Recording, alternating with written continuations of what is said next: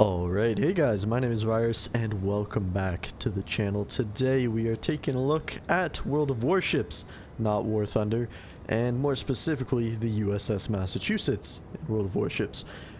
This battle, I break my highest damage record for tier 8 and more specifically this ship, and overall it's a great battle. I really enjoyed playing it, so hopefully you guys enjoy watching it as well. Now, I do want you guys to bear with me here because I don't usually do post-commentary. I'm not good at rambling on and talking about stuff that I'm watching. I just stumble over my words and stuff like that. So if that does happen here, or my voice cracks or something, it's not my fault. I don't usually do videos like this. But yeah, so World of Warships. How long have I been playing this game? Ever since it came out. I didn't manage to get into the closed beta, but I believe as soon as the game released, I instantly downloaded it and started playing it. And instantly fell in love as well. I have been playing ever since then, on and off. Like, I've taken breaks and stuff like that, but I've been here for a long time. I've seen this game from the start, back when there were only American and Japanese ships in the game, and I can gladly say that I still really enjoy playing it. Now, there weren't ships like the one that I'm playing here, the USS Massachusetts. These weren't in the game back then.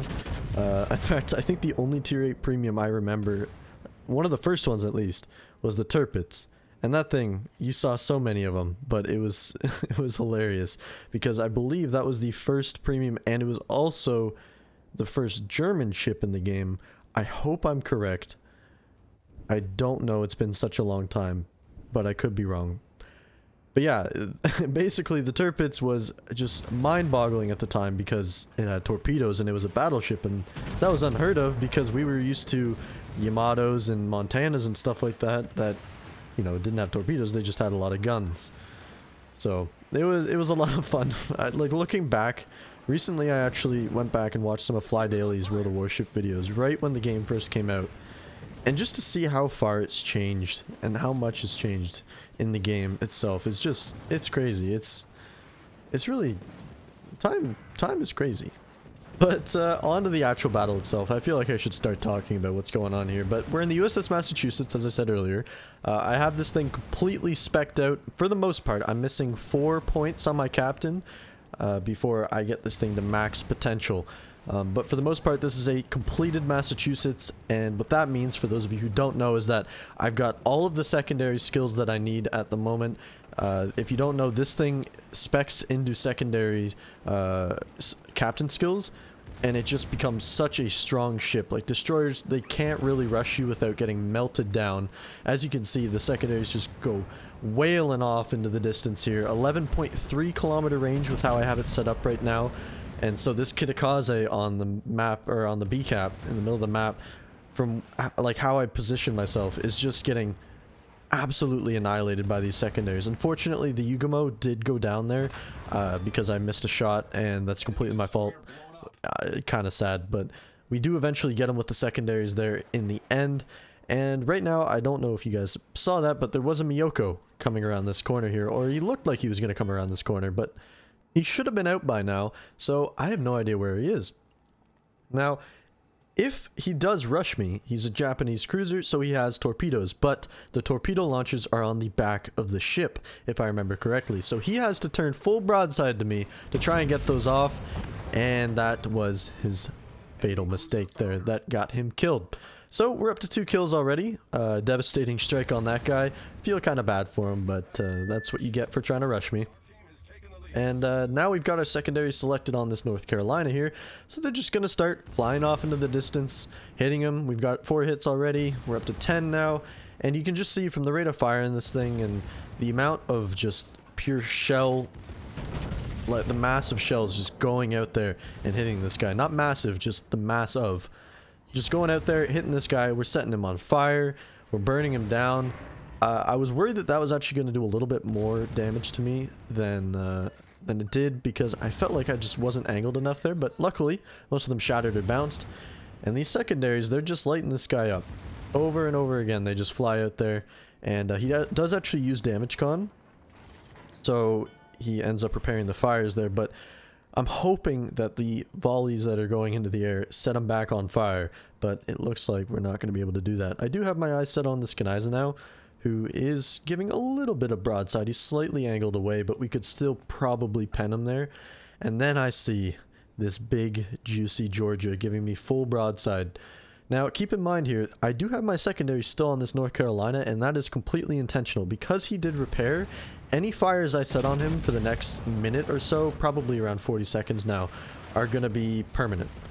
And yeah, that Georgia giving full broadside, he's got a huge citadel, so we smack him twice there. Probably could have been more, but that is one of the problems with this ship. It has such inaccurate guns that even at close range like this, you have a pretty good chance of missing important shots. But this guy, I mean, I don't know what he's doing. He just drove and sailed, sorry, straight broadside right out in front of me, and with that salvo, we managed to put him at the bottom of the ocean. Did about, I would say, 60k to that guy in a matter of 2 salvos. So, yeah, you don't want to get broadside to any ships, let alone this ship. And that guy unfortunately made that mistake, and it cost him his life.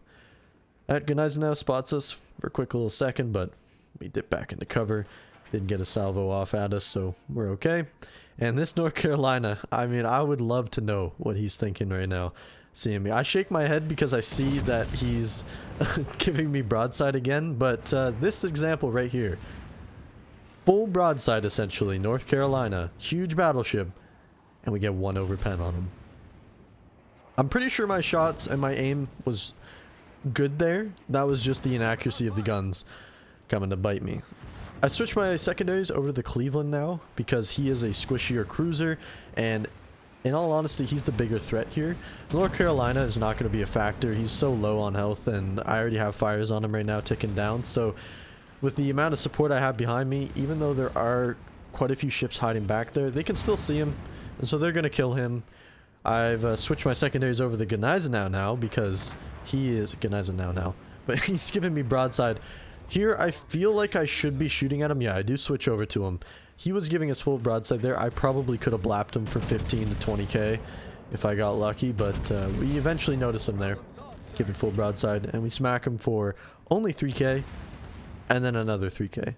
I don't know what happened to that salvo, but that was pretty unlucky. Normally, you can smack broadside German ships for huge amounts of numbers, like at least 10k with both shells, or like both turrets firing at the front.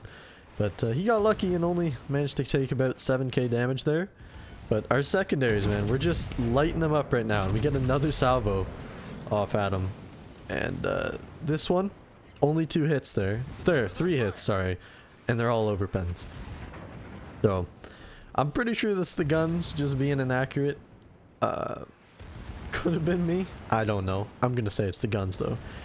This Cleveland's playing pretty well. He's just focusing me down here, kiting away as he should be, light me on fire. But that's another thing about this ship, is that it has a quick reloading repair party consumable. So this guy, try as hard as he will, unless he gets multiple fires on me and hits all of his shells on my superstructure, which will be difficult for him now because I'm slowly reversing and playing with my throttle and stuff like that. So I'm trying to be unpredictable. But he could technically kill me here if he just hit all of his shots and set another fire on me. I do have my repair up, but you never know really if you could get set on fire by some unlucky RNG. But it looks like he's getting unlucky. Oh, nope, there we go. Now I'm on fire. So I kind of have to repair this fire. If I don't, I'm going to burn down to an uncomfortable amount of HP here, and I'm getting focused by both sides now. So I stop shooting. I repair the fire, and my concealment is just enough, and that Cleveland, because he's cutting away, he just goes out of my concealment range there.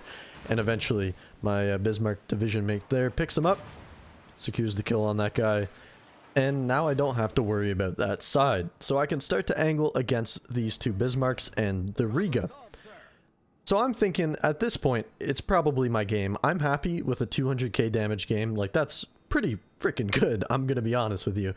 So I'm happy with my game already. I'm completely accepted my death, so I'm going to try and just prolong my life as much as possible. So I think if I can just sneak up and sort of ram into this island here, maybe they'll think I'm going to go around it or something, or I'm just hoping that this island will save me. And so I purposely ram into it. We kind of put on a little bit of an angle there, and we actually go undetected. So there's no chance of me getting killed right now, but these guys are slowly making their way out to the other side of the capture point, and they're only about 12.5 kilometers away, and my concealment is 4.5, or 14.5, sorry. So they will just light me up like a Christmas tree as soon as they come around the corner. So I'm trying to get a little bit of a view on this Bismarck as he comes around. He's giving full broadside here. We let loose a salvo, and you just love seeing broadside German battleships. Only 9,000 damage there. Could have been so much more, honestly. I'm very disappointed with my salvos up until this point. But once again, secondaries as well, opening up on the sky, 11.3 kilometer range, so they're doing work. I don't think I set a fire on them earlier. I don't think that's our fire. The Riga as well, it's coming around the corner giving me full broadside. I don't know what he's doing. And there's what I'm talking about. 20,000 damage, 6 pens on the broadside of a Bismarck. That is the damage that you can do, and we're up to 231k damage on 4,000 health. Now, I see the Riga. I'm thinking he's going for the ram on the Iowa, and so I let loose a salvo. I'm trying to get the shells there before he rams, and then I realize, oh, he's not ramming.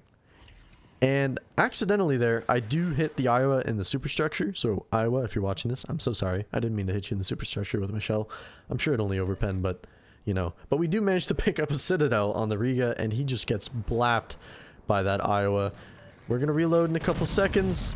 Let loose a salvo here, and it is not ours. The Ibuki that's been playing on my team here has stolen approximately 3 kills from me at this point. I say stolen, but he's killed 3 people that are on low HP that my shells were right about to hit. So I'm kind of disappointed at this guy, but I understand. I respect the grind nonetheless. And this last Bismarck, this game's pretty much over. It was over as soon as we won this flank.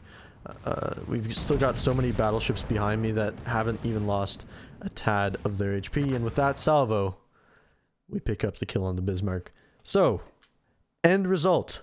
My record, 258,000 damage. Almost 1,000,000 credits as well, which is surprisingly low, but I think it's just because most of my damage was on battleships. Obviously, destroyers and cruisers give you more XP than a big HP battleship. But we do approximately 25,000 damage with fire, 67,000 damage with our secondaries, and the rest is all with our primary guns. Now, on to the commander skills, or captain skills, sorry.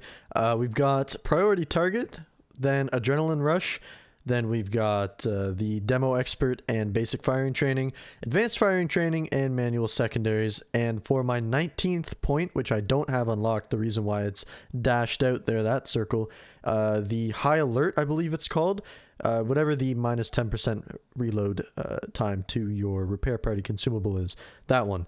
Because I find that expert marksman, which is the turret traverse increase, is just not really used for this build. Plus your guns are so iffy that I don't know if I would want to buff them when you could just focus on surviving longer. I don't know. That's just my personal preference. It's up to you guys, obviously. Completely up to you. But yeah, that's my captain. And for the upgrades and modules, I'm running Auxiliary Armaments Modification 1, Damage Control System Modification 1, Secondary Battery Modification 1, Damage Control System Modification 2, and Concealment System Modification. Hopefully that sums everything up for this video. For those of you who did stick around to the end, I greatly appreciate it. I know that World of Warships is not my main demographic, so all of you who made it to this point in the video, I greatly, greatly appreciate you. And for those of you who are new here, make sure you subscribe as well, because I do both War Thunder and hopefully now World of Warships content. But yeah, if you liked the video, make sure you hit that like button. I greatly appreciate it. If you're new here, hit that subscribe button, and I will see you in the next video.